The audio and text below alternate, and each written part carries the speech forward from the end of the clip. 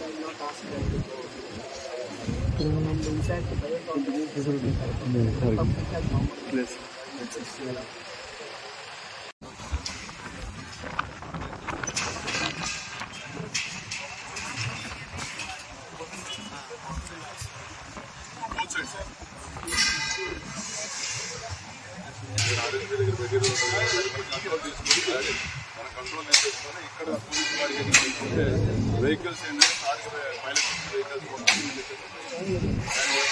ఒకటి లోపలికి